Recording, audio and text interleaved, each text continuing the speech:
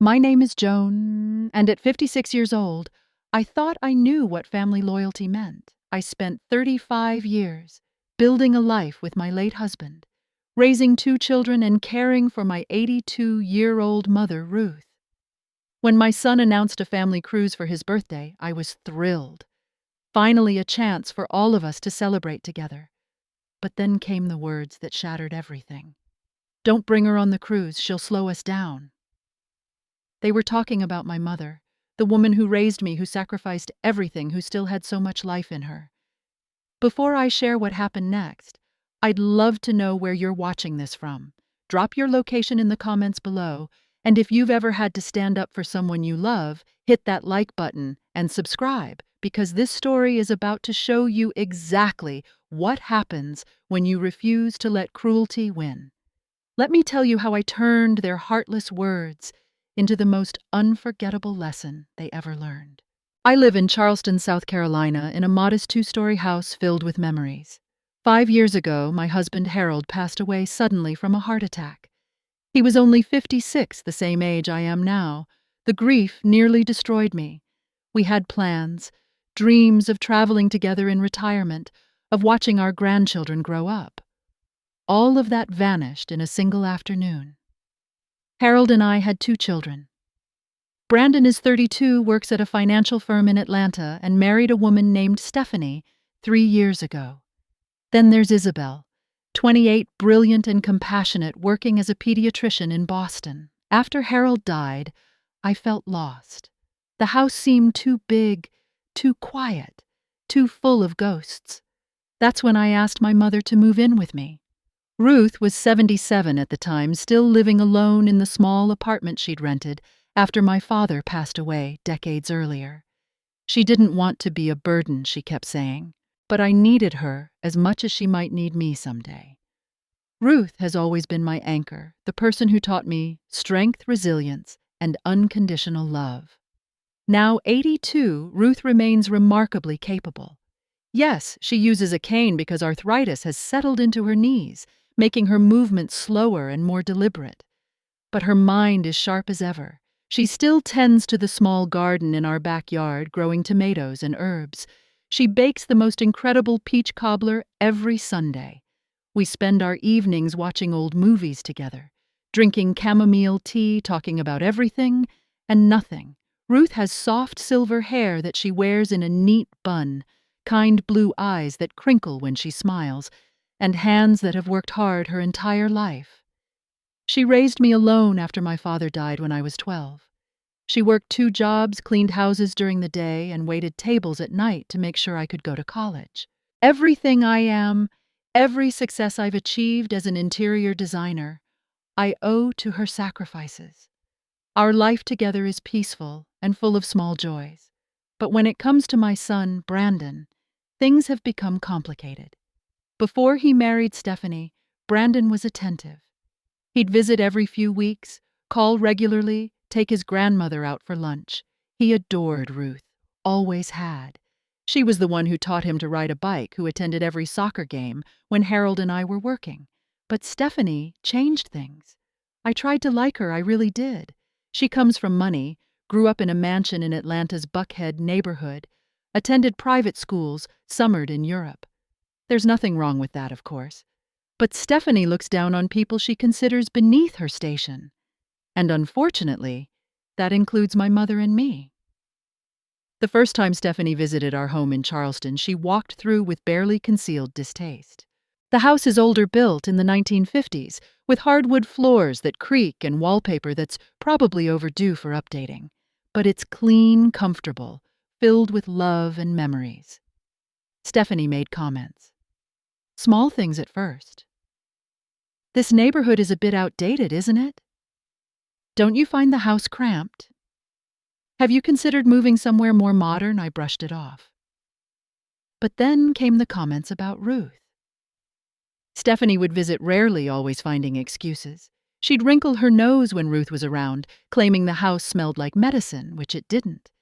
She'd speak loudly and slowly to Ruth as if my mother were deaf or simple-minded. Ruth is neither. When Ruth would join us for dinner, moving carefully with her cane, Stephanie would watch with obvious impatience, sighing when Ruth took time settling into her chair. Brandon began changing too. He visited less often. When he did come, he seemed rushed, always checking his phone, always ready to leave. He stopped taking Ruth to lunch. He stopped calling her just to chat. When I mentioned it, he'd say he was busy with work, with Stephanie's social calendar, with life. I watched my son drift away and felt powerless to stop it. Isabel, thank goodness, remained constant. She calls Ruth every week, sometimes twice a week. Whenever she has a weekend free, she drives down from Boston, 600 miles, just to spend time with us. She brings Ruth flowers, takes her to doctor's appointments, sits with her in the garden, talking about patients and medical school stories. Isabel tells Ruth she's her hero, that she wants to be half as strong when she reaches 82. Those words make Ruth's eyes shine with tears of joy. The contrast between my children couldn't be starker. Isabel chose compassion. Brandon chose to follow Stephanie into a world where elderly mothers who walk with canes are inconvenient obstacles. It was a cold afternoon in February when everything came to a head. I was in my home office working on designs for a client's beach house renovation when my phone rang. Brandon's name appeared on the screen. I smiled, surprised and pleased. He hadn't called in over a month. I answered cheerfully. "Brandon, honey, how are you?" His voice sounded strained, formal. "Hey, Mom." "I'm good. Listen, I wanted to talk to you about something. Stephanie and I are planning a cruise for my birthday in May, Caribbean 7 days. Really nice ship. We're inviting the family." My heart lifted. "That sounds absolutely wonderful. Your grandmother will be so excited. She's never been on a cruise. This will be such a special experience for her." There was a long pause on the other end. Too long. The kind of silence that makes your stomach drop. "Mom, that's what I need to talk to you about. About Grandma." "What about her?" I asked, though dread was already creeping in. Brandon cleared his throat. "Well, Stephanie and I have been discussing it, and we think maybe it would be better if Grandma didn't come on this trip." My hand tightened on the phone. "I'm sorry, what? You think Grandma shouldn't come?" His words came faster, defensive. "It's just that she uses a cane. Mom." She moves really slowly. Stephanie has planned a lot of activities. Shore excursions, snorkeling, maybe some hiking. Grandma won't be able to keep up. We don't want her to feel left out or to slow down the rest of the group. I couldn't believe what I was hearing. "Brandon, your grandmother is 82 years old and still incredibly capable. She just needs a cane for balance. She doesn't need to go snorkeling. She can do other activities." He sighed, and in that sigh I heard Stephanie's influence. "Mom, be reasonable. This trip is supposed to be fun and active. Having Grandma there will complicate things. We'll be constantly worried about her making sure she's okay, adjusting our plans. It's just easier if she stays home. You can still come." My blood ran cold. "And leave my mother alone? I don't think so, Brandon. Isabel can stay with her," he suggested, as if that solved everything. "So Isabel is invited, but Grandma isn't." "Do you hear yourself right now? Your grandmother is not some inconvenient piece of luggage. She's family. She's your family. She's the woman who raised me, who helped raise you." Brandon's tone turned pleading. "Mom, please don't make this difficult. Stephanie really wants this trip to be perfect. No complications. Your grandmother is not a complication," I said, my voice shaking with anger. "She is a human being who loves you, who has always been there for you, and you're excluding her from a family event because your wife thinks she'll slow you down." "This is what Stephanie wants," he said quietly, and those words broke my heart. That was the moment I realized I'd lost my son to a woman who valued convenience over compassion, appearance over substance. I tried one more time. "Brandon, think about what you're saying. Think about who you're becoming." But he'd already made up his mind. I'm sorry, Mom. The decision is made. We'll miss having Grandma there, but it's for the best. The call ended shortly after. I sat in my office staring at the wall, feeling a rage I hadn't experienced in years. How dare they? How dare my son, my own child, treat his grandmother this way? Ruth had sacrificed so much. She'd given up her dreams to raise me. She'd worked herself to exhaustion to provide for us. She'd been there for every milestone in Brandon's life. And now she was disposable because she walked with a cane. I didn't tell Ruth right away. I couldn't bear to see the hurt in her eyes. But mothers are perceptive, especially mothers who've lived 82 years. That evening, as we sat together watching television, Ruth asked softly, "What did Brandon want?" Her gentle voice, full of intuition and care, undid me. I tried to smile, just calling to chat. But Ruth knows me too well. She reached over and took my hand. "Joan, honey, tell me the truth." So I did. I told her about the cruise, about Brandon's birthday celebration, about the activities Stephanie had planned. And then I told her she wasn't invited. I watched Ruth's face carefully. Her expression didn't change much. She simply nodded slowly, pressing her lips together. "I see," she said quietly. "I understand. I'm old. I do slow people down." Those words shattered me. "No, Mom. No. You are not a burden. You are not slow. They are being cruel and thoughtless, and I will not stand for it." Ruth patted my hand. "Maybe it's for the best, dear. I wouldn't want to ruin Brandon's birthday. I don't want to cause trouble." "You won't cause any trouble," I insisted. "You deserve to be there. You deserve to celebrate with your family. You've earned that right 1,000 times over." But what could I do? Argue with Brandon? Force him to invite his grandmother, beg Stephanie to reconsider? The thought made me sick. That night I lay awake in bed staring at the ceiling. The injustice of it burned through me. Ruth, who had given everything, was being cast aside like she no longer mattered. And Brandon, the little boy who once climbed into Ruth's lap for stories, was allowing it, even participating in it. "Harold, if you can hear me, I thought your son has forgotten who raised him. He's forgotten what matters." What would you do? 3 days passed in a fog of anger and helplessness. I went through the motions of work of daily life, but inside I seethed. Every time I looked at Ruth moving carefully through the house with her cane tending her garden, baking her pies, I felt the injustice more keenly. She deserved better. She deserved so much better. Then Isabel called. I was in the kitchen washing dishes when my phone rang. I answered, and before I could say hello, Isabel's angry voice burst through. "Mom, Brandon told me about the cruise, about how they're not inviting Grandma. I cannot believe him. I am so angry I could scream." Her fury was a balm to my own. "I know, honey, I don't know what to do about it." Isabel's voice cracked with emotion. "I told him I'm not going if Grandma can't go. He said that was my choice." "Mom, how did he become this person? I don't even recognize him anymore." We talked for nearly an hour. Isabel shared her own frustrations with Stephanie's influence, how Brandon had changed over the past 3 years. We commiserated, we vented.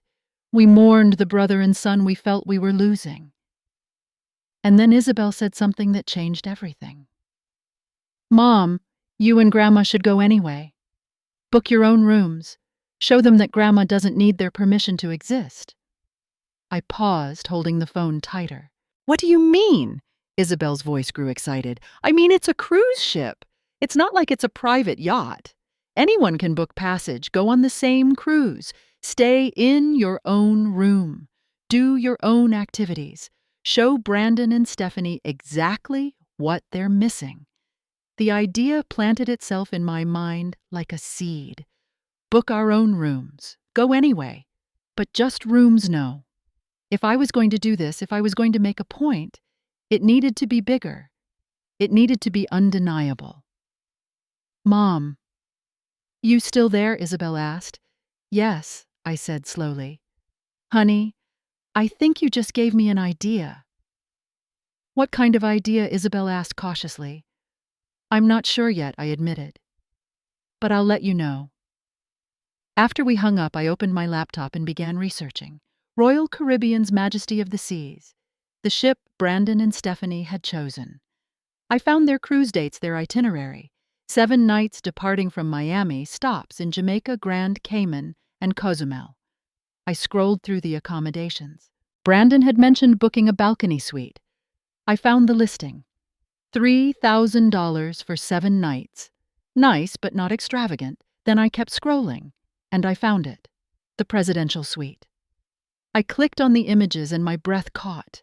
2 bedrooms each with king-sized beds and luxurious linens. 2 full bathrooms with jacuzzi tubs. A spacious living room with plush furniture and a large television. A dining area.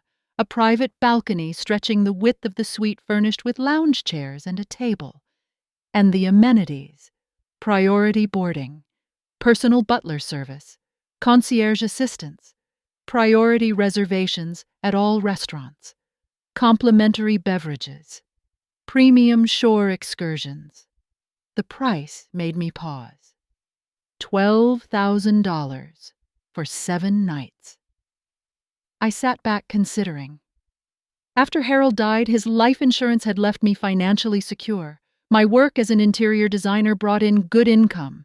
I had savings. I could afford this. But should I? I thought about Ruth. About the sacrifices she'd made. About the disrespect she'd endured. About the look in her eyes when I told her she wasn't invited. And I thought about Brandon and Stephanie, so confident in their cruelty, so sure that Ruth was an embarrassment to be hidden away. They thought Ruth would slow them down. They thought she didn't deserve to be there. I would show them exactly how wrong they were. I picked up my phone and called Ruth into my office. She came slowly, leaning on her cane, her face questioning. Sit down, Mom, I said gently. She settled into the chair across from my desk. I have something to tell you, and I want you to hear me out before you say anything. Ruth nodded, her blue eyes curious. Brandon and Stephanie are going on a cruise in May, I began. They don't want you there because they think you'll slow them down. Ruth's face fell, but I held up my hand. But here's what we're going to do. You and I are going on that same cruise. Same ship, same dates. But we're not asking their permission. We're booking our own room, and not just any room. I turned my laptop so she could see the images of the presidential suite. We're booking this. Ruth's eyes widened. Joan, that's beautiful, but it's too expensive. We don't need to prove anything to them. This isn't about proving anything, Mom. This is about you. About showing you that you deserve the best. You raised me alone. You worked 2 jobs so I could have opportunities. You've been my rock through Harold's death. You deserve luxury. You deserve to be celebrated. You deserve to have the most incredible vacation of your life. Tears filled Ruth's eyes. Joan, honey, $12,000. I have the money, Mom. Harold's insurance, my savings. I've been careful with it, but what's the point of having it if I can't use it to honor the most important person in my life? You are not a burden. You are not someone to be ashamed of. You are worthy of every beautiful thing this world has to offer. Ruth wiped her eyes with a tissue. What will Brandon say? I smiled, and it wasn't a kind smile. Brandon will say whatever he says, but he's going to see his grandmother living better than he is. He's going to see you treated like royalty. And maybe, just maybe, he'll remember what really matters. Ruth looked at the screen, at the opulent suite, at the promise of comfort and dignity. Then she looked at me. If you're sure, she said quietly. I've never been more sure of anything, I replied. I made the booking that afternoon. Presidential Suite Deck, 12 May 15th through 22nd. I added premium dining packages, spa treatments for both of us, private shore excursions designed for guests who preferred a slower pace. The total came to $15,000. I entered my credit card information without hesitation. Confirmation arrived in my email minutes later. I printed it out and showed Ruth. "We're going, Mom. We're going to have the time of our lives. And we're not telling Brandon a word. Let him find out when we show up." The months between February and May passed in a strange mixture of anticipation and secrecy. I didn't tell Brandon about our plans. I didn't tell anyone except Isabel, who nearly screamed with joy when I shared what I'd done. "Mom, that is perfect. Absolutely perfect. I wish I could be there to see their faces." "I do too, honey," I said.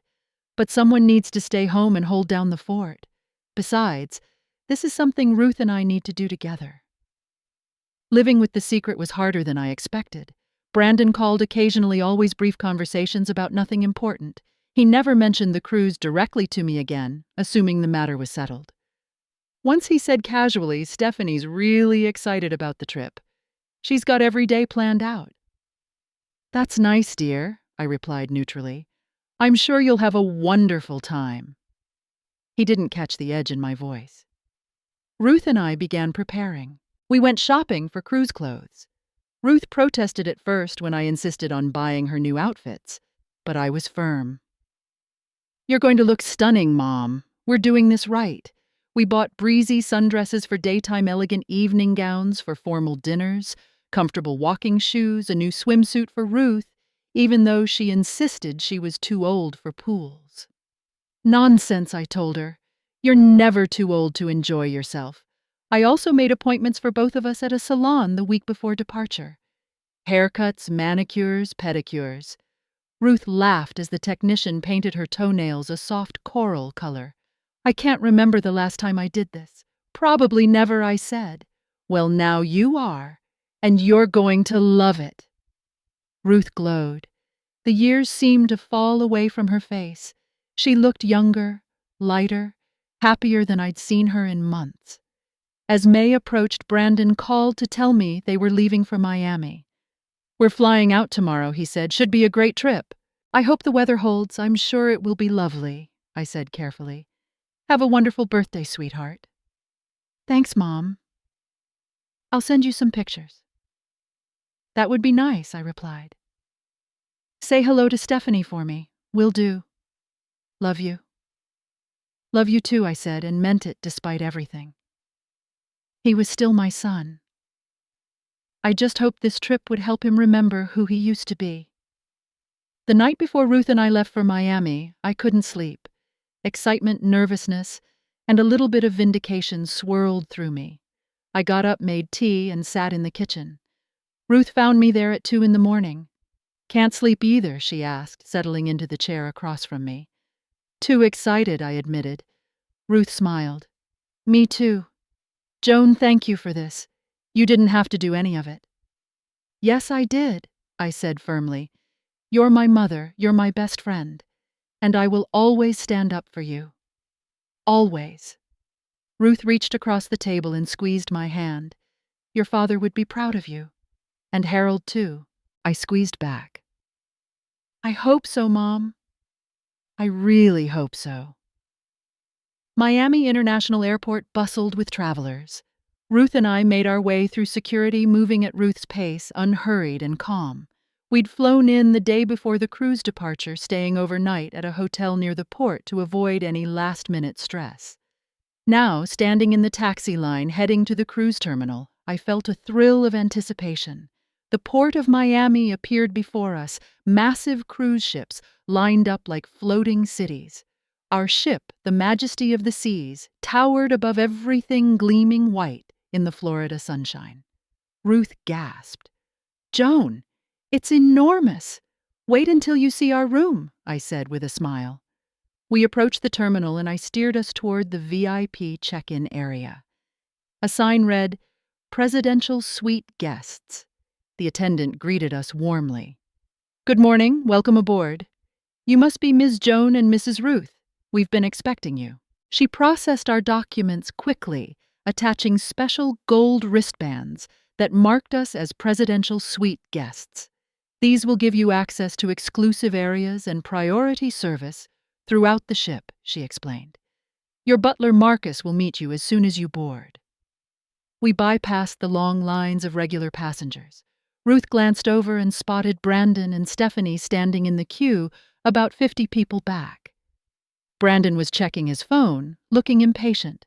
Stephanie wore oversized sunglasses and designer clothes, her posture radiating entitlement even while waiting. Neither of them noticed us. Ruth and I walked past them and toward the priority boarding entrance. I felt Ruth's hand tighten on my arm. "Joan," she whispered. "I know, Mom. Just keep walking." We stepped onto the gangway, welcomed by smiling crew members. The ship's interior was stunning. Marble floors, crystal chandeliers, elegant artwork. An attendant approached. "Ms. Joan, I'm Marcus, your personal butler. Welcome aboard. Please follow me to your suite." Marcus led us through corridors and up elevators, chatting pleasantly about the ship's amenities and our upcoming itinerary. We reached Deck 12, the highest passenger deck, and walked down a quiet hallway. Marcus stopped at a set of double doors and unlocked them with a flourish. "Your presidential suite. I hope it exceeds your expectations." He opened the doors and Ruth gasped. Oh my goodness! The suite was breathtaking. We stepped into a spacious living room with cream-colored sofas, a glass coffee table, and an entertainment center. Fresh flowers adorned every surface, their fragrance filling the air. To the left, a dining table set for 4. To the right, floor-to-ceiling windows leading to the private balcony. Marcus gave us a tour. "Here is your first bedroom, Mrs. Ruth. A king-sized bed with plush linens, a sitting area, a bathroom with a deep soaking tub, and your bedroom, Ms. Joan. Identical in luxury." The balcony stretched wide, furnished with cushioned lounge chairs, a table, and a stunning view of the ocean. Marcus explained the services available. "I'm at your service 24 hours a day. Simply call if you need anything. Room service reservations, shore excursions, anything at all. We also have priority booking for all specialty restaurants and shows. Your breakfast can be served here in the suite each morning if you prefer." Ruth looked overwhelmed. "I've never seen anything like this." Marcus smiled kindly. "You deserve every bit of it, ma'am. Now, is there anything I can get you right now? Champagne fresh fruit." "Just some water, please," I said. "And perhaps a schedule of activities?" "Of course, I'll be back shortly." Marcus left and Ruth and I stood on the balcony watching passengers stream onto the ship below. "This is incredible, Joan. I can't believe we're here." "Believe it, Mom," I said, putting my arm around her shoulders. "This week is all about you." Later that afternoon, after we'd settled in and Marcus had brought us lunch, Ruth and I decided to explore the ship. We walked slowly, Ruth leaning on her cane, taking in the pools, the shops, the theaters. Other passengers bustled around us, excited for the journey. And then, as we stood near the main atrium, admiring an art display, I heard a familiar voice. "Mom, Grandma." I turned. Brandon stood 10 feet away, his mouth open in shock. Stephanie was beside him, her expression frozen in disbelief. "Hello, Brandon," I said calmly. "Fancy meeting you here?" "What are you doing here?" he sputtered. "We're on vacation, dear." "Ruth and I decided to take a cruise." His eyes darted between us, confusion and something like panic crossing his face. "But you didn't tell me." "Why would we?" I asked pleasantly. "You made it clear we weren't invited to your celebration, so we planned our own." Stephanie found her voice sharp and accusatory. "You're on this ship." "Yes, Stephanie." "Same ship, same dates. Isn't it a wonderful coincidence?" "Where are you staying?" Brandon asked, still looking bewildered. "Presidential suite," I said casually. "Deck 12. You should stop by sometime. It's quite lovely." Stephanie's eyes widened. Presidential suite. That's the most expensive accommodation on the ship. Yes, it is, I agreed. And my mother deserves nothing less. Ruth stood quietly beside me, her expression serene. Brandon stared at his grandmother, really looked at her for perhaps the first time in years. She wore a beautiful lavender dress we'd bought together, her silver hair styled elegantly, her blue eyes clear and calm. She looked dignified, graceful, and utterly unbothered by his shock. Stephanie grabbed Brandon's arm. Come on, we have dinner reservations. She pulled him away, but not before I caught the look on Brandon's face. It wasn't anger. It was shame. Good, I thought. Let him feel it. Ruth and I continued our stroll. That went well, Ruth said with a small smile. I think so, I replied. Now how about we go back to our suite and rest before dinner? I made us a reservation at the Crown Grill for tonight. Ruth's eyes lit up. The fancy steakhouse, the very one. Only the best for you, Mom. Our second full day at sea brought perfect weather. Blue skies, calm waters, warm sunshine. Brandon and Stephanie had signed up for a snorkeling excursion at Grand Cayman, something requiring physical stamina and comfort in the water. Ruth and I had booked something entirely different through the ship's concierge, a private car tour of Havana. Our driver, a kind Cuban man named Miguel, picked us up at the port in a vintage 1957 Chevrolet convertible. Ruth's face lit up when she saw it. Oh, Joan, look at this beautiful car. Miguel helped Ruth into the back seat, making sure she was comfortable, then drove us through Havana's streets at a leisurely pace. He pointed out historic buildings, told stories about Cuban history, stopped whenever Ruth wanted to take pictures, or simply sit and observe. We visited the Cathedral of Havana, where Miguel arranged for a wheelchair so Ruth could see the interior without tiring herself. We strolled through a local art market where Ruth bought a hand-painted ceramic dish. We had lunch at a restaurant overlooking the ocean, enjoying fresh seafood and tropical fruit, while a guitarist played softly in the background. Ruth was radiant. This is one of the best days of my life, she told me over lunch. I'm so glad, Mom. You deserve 1,000 days like this.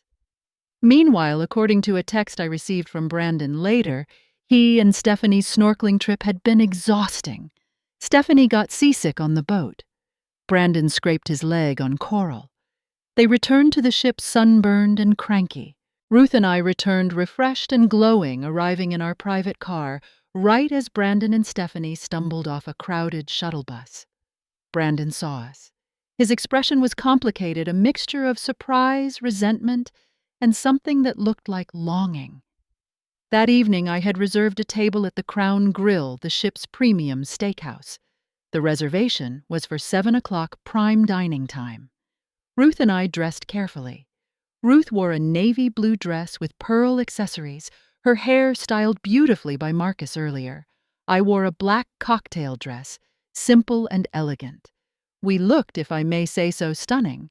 The Crown Grill's ambiance was romantic and sophisticated, low lighting, white tablecloths, crystal glassware. The maitre d' led us to the best table in the restaurant right by the window, with a view of the moonlit ocean. Other diners glanced our way, taking in Ruth's grace and poise. We ordered filet mignon, lobster tails, asparagus, with hollandaise, a bottle of excellent wine. The food was exquisite. Across the dining room in the main dining hall, visible through glass doors, I spotted Brandon and Stephanie. They sat at a regular table, part of the standard dining rotation. The food there was fine, perfectly adequate, but nothing like what Ruth and I were experiencing. Stephanie saw us. Her jaw tightened. She said something to Brandon, who turned to look. Our eyes met across the distance. I raised my wine glass slightly in a silent toast. Brandon looked away. Midway through our meal, a distinguished man in a crisp white uniform approached our table.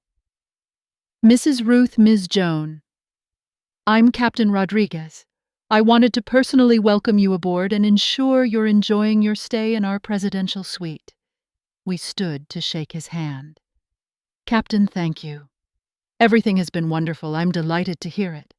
The captain smiled warmly at Ruth. "Mrs. Ruth, I understand you're 82 years young. You look absolutely lovely this evening." Ruth blushed. "Thank you, Captain. That's very kind."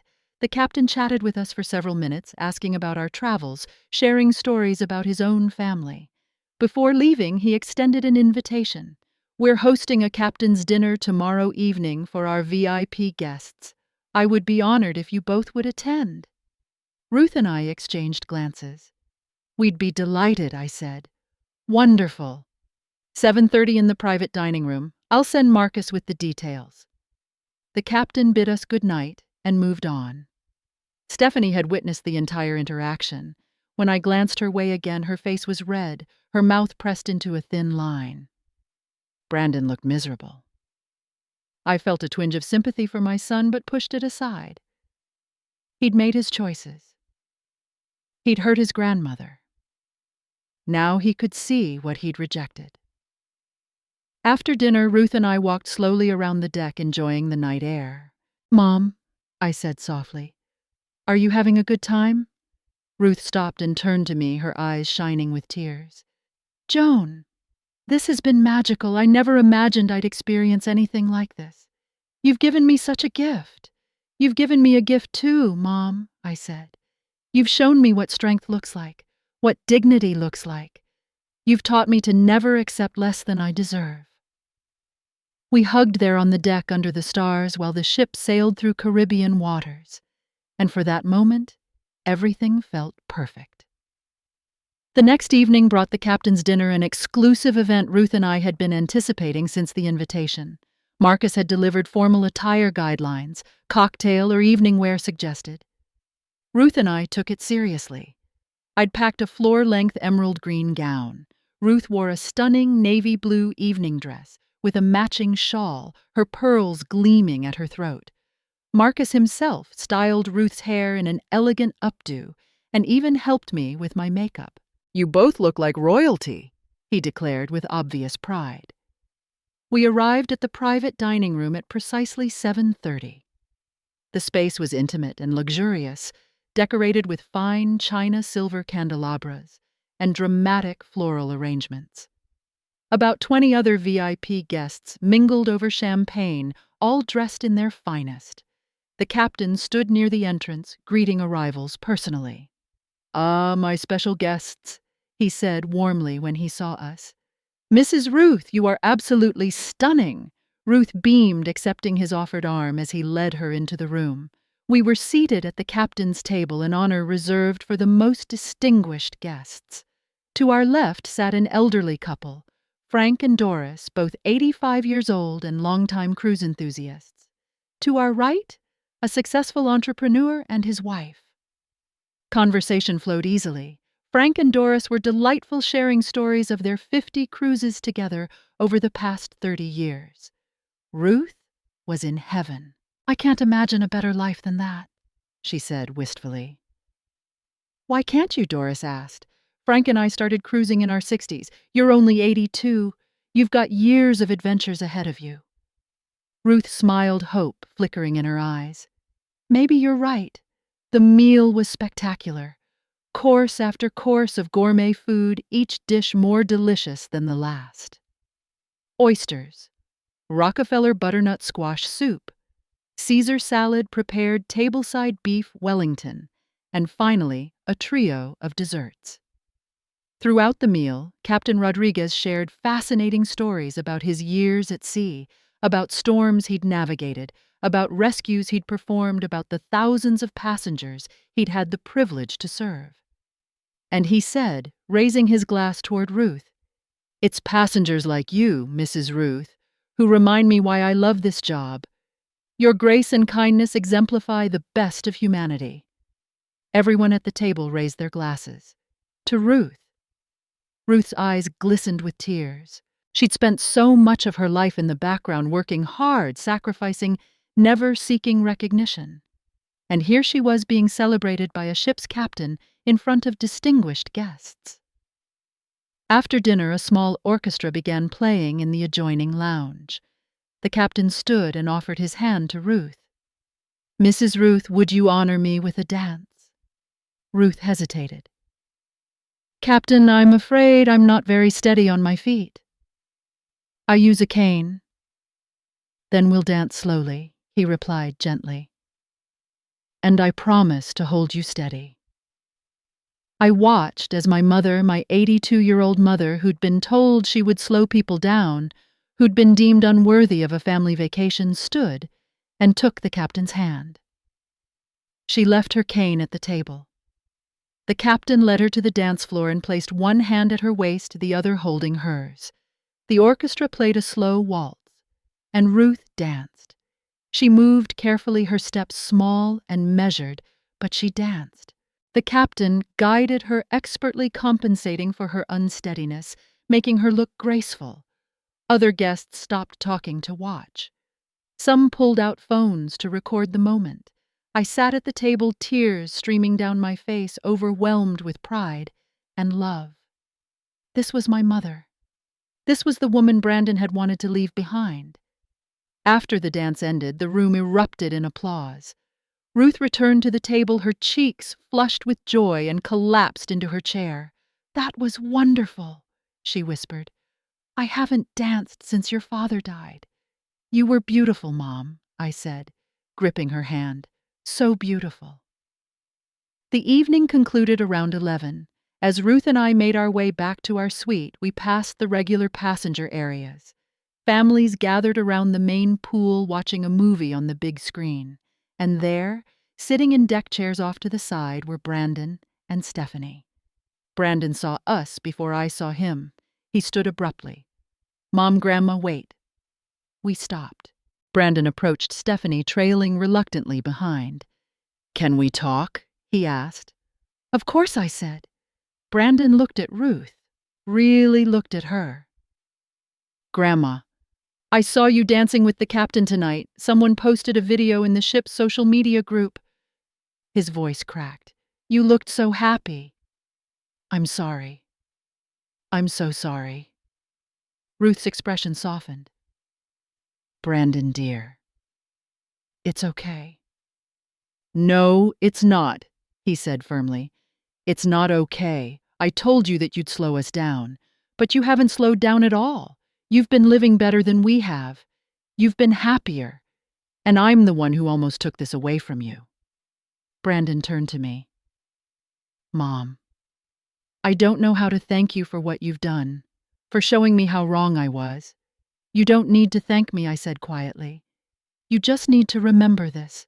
Remember that your grandmother is a person who deserves respect, love, and dignity. Remember that age doesn't diminish worth." Stephanie stood silent, her arms crossed. I could see she wasn't convinced, wasn't remorseful, but I also didn't care. Brandon was starting to understand. That was enough.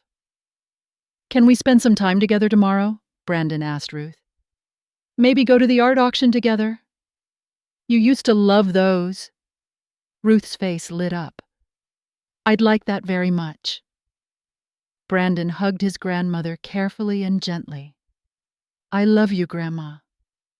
"I love you too, sweetheart," Ruth replied. We said good night and returned to our suite. As we prepared for bed, Ruth said softly, "Do you think he really understands now? I think he's starting to, Mom. I really think he's starting to." Our final 2 days aboard the ship brought subtle but meaningful changes. Brandon spent more time with Ruth, joining her for breakfast, accompanying her to onboard activities, sitting with her on the balcony, talking about his childhood memories. Stephanie remained distant, but her overt hostility had diminished into chilly politeness. I could live with that. I didn't need Stephanie to love my mother. I just needed her to stop being cruel. On the second to last evening, Isabel video called. She'd been following our journey through the photos I'd been texting. "Mom, you two look amazing. Are you having the best time?" "The very best," I confirmed. "Your grandmother danced with the captain. She's been treated like a queen." "And Brandon," Isabel asked hopefully. "He's coming around?" I said. He's spending time with Grandma, actually talking to her, listening to her stories, apologizing. I don't know if things will ever be perfect, but they're better. Good, Isabel said fiercely. He needed to learn this lesson. I'm just glad it didn't cost him his grandmother's love. On our final night, Ruth and I had a quiet dinner in our suite served by Marcus. We reflected on the week.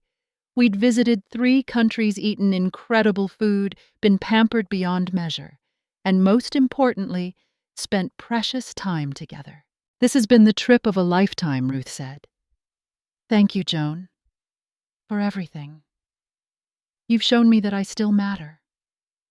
You've always mattered, Mom, I replied firmly. You've always been the most important person in my life. I just wanted the world to treat you the way I see you. And they did. They absolutely did.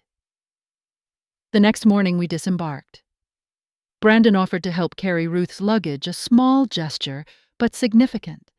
Stephanie walked ahead already on her phone, but Brandon stayed close to his grandmother, attentive and caring. At the terminal, as we prepared to head to separate taxis, Brandon hugged Ruth tightly. I'm going to do better, Grandma, I promise. I'll visit more. I'll call more. I'll remember what really matters. That's all I ask, sweetheart, Ruth said, patting his cheek. Just don't forget who loves you. Brandon turned to me. Mom, I know I can't undo what I said, what I did. But thank you. Thank you for not letting me get away with it. Thank you for showing me the truth. I nodded. Just remember it, Brandon. Remember this week. Remember how your grandmother deserved better, and make sure you give her better from now on. I will, he promised. Stephanie appeared, pulling Brandon toward their waiting car.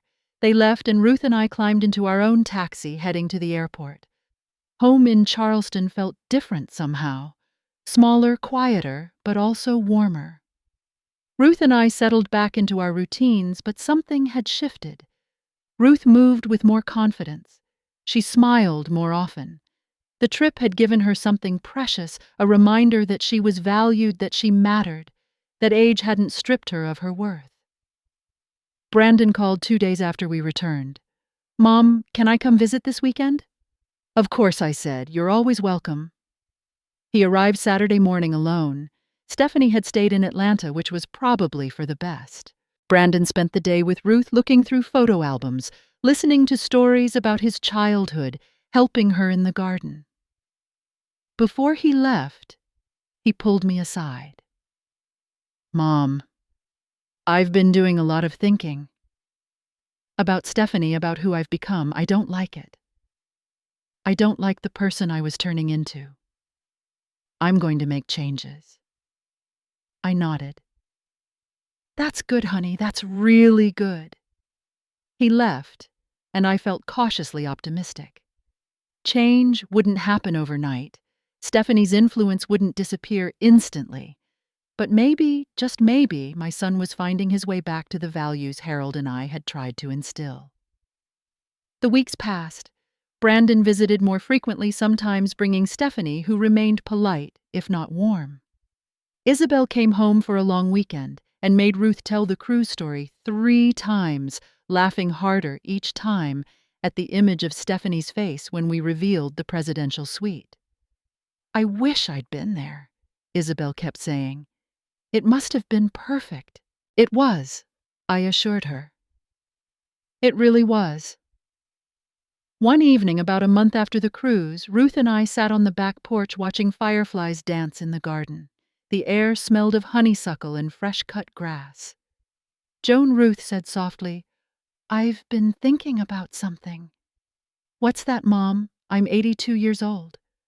I don't know how many good years I have left, but because of you, because of what you did, I'll spend the rest of my life knowing I was valued, knowing I mattered. That's a gift beyond measure. I took her hand. You've always mattered, Mom.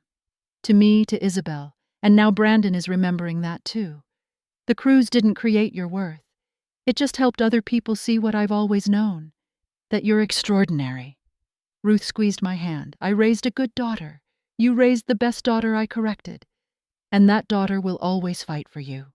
Always. We sat in comfortable silence as darkness fell and stars appeared. Somewhere across town, Brandon was hopefully becoming the man his father would be proud of. Somewhere in Boston, Isabel was saving lives and making a difference. And here in this small house in Charleston, my mother and I were exactly where we belonged, together valued and unshakably loved. I thought about the cruise, about the presidential suite, about the look on Stephanie's face and the shame in Brandon's eyes.